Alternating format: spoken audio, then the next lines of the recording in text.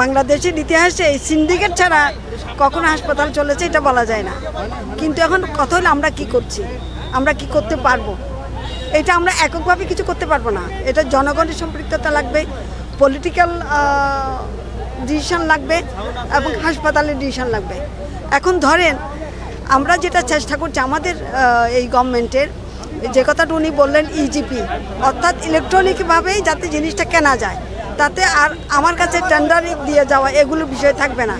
কাজে আমরা আগামী মাস এমনি অলরেডি আমাদের অনেকগুলো জায়গায় ইজিপির মাধ্যমে কেনা হয়, 100% হয়ে যাবে আগামী মাস থেকে। কাজে তখন আর ওই সিন্ডিকেট এসে টেন্ডার দিলাম ওরকম আর হবে না, কাজে সবগুলো ইলেকট্রনিক হবে।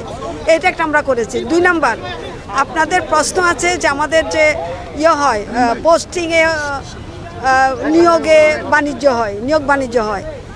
আমরা আমাদের সময়ে 10,000 নার্সের ঘাটতি আছে। এই প্রথম আমরা 3,500 নার্স নিলাম। আমরা ম্যানুয়ালি কোনো পোস্টিং দেই নাই যাতে মানুষ ওখান থেকে টাকা খেতে পারে। আমরা যা করেছি ইলেকট্রনিকভাবে করেছি, তাদেরকে চয়েস দিয়ে দিয়েছি 10টা 15টা। তার মধ্যে মেধা অনুযায়ী, আন্দোলনটা হয়েছিল মেধার জন্য। কাজে মেধাভিত্তিক, যার মেধা যত ভালো সে তার পছন্দের জায়গায় যেতে পারবে বেশি, আর যার মেধা একটু কম সে তুলনামূলকভাবে অন্য জায়গায় যাবে। এর মধ্যে আবার আমরা এইটুকুই বলি, অনেক জায়গায় তো পোস্টিং চাই নাই, যেমন খাগড়াছড়ি, মণিপুর, সিলেট, চট্টগ্রামের বান্দরবন, স্বাভাবিকভাবে অনেক দূরে। আমাদের বেশিরভাগ নার্স আছে উত্তরবঙ্গ থেকে। উত্তরবঙ্গের একটা মেয়ের জন্য দক্ষিণবঙ্গে যাওয়া, বিভিন্ন জায়গায় যাওয়া এটা কঠিন। তো কাজে আমরা চেষ্টা করছি যারা অতীতে গেছে তাদেরকে কিভাবে আনা যায় সেটাও এই ভঙ্গিতেই আমরা করব। তাইলে আমাদের এই বিষয়গুলো কারাপশন মুক্ত হবে আমরা আশা করি। কিন্তু এখন যদি আর নতুন কিছু আবিষ্কার করে সেটা তার আমি বলতে পারবো না। কিন্তু আমাদের 3,500-কে দিয়েছি, এইটা নিয়ে এখনো পর্যন্ত কোনো কথা উঠে নাই, কারণ যেহেতু এটা ইলেকট্রনিক্যালি হয়েছে। আমাদের দেশে 10,000 ডাক্তারের ঘাটতি আছে।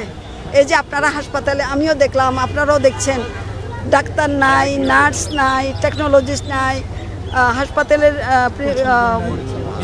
ডাইরেক্টর ঠিক আমাদেরকে ব্রিফ করলেন ওনার কি কি দরকার, যন্ত্রপাতির কি দরকার, কিছু আমরা আশা করি যে আমরা দিয়ে দিতে পারবো।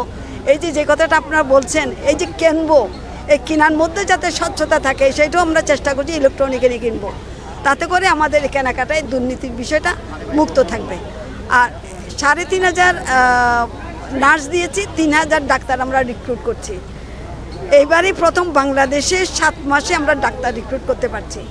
নর্মালি পিএসসি বলে ডাক্তার নিয়োগ করতে হইলে ওদের 3 বছর, এখান বিএসসি পরীক্ষা যারা, বিসিএস পরীক্ষা যারা পাশ করে তাদের পরীক্ষা নেওয়া, অ্যাডভার্টাইজমেন্ট দেওয়া, এগুলো করতে একটা লম্বা সময় তাদের যায়, তাতে 3 বছর মিনিমাম সময় লাগে।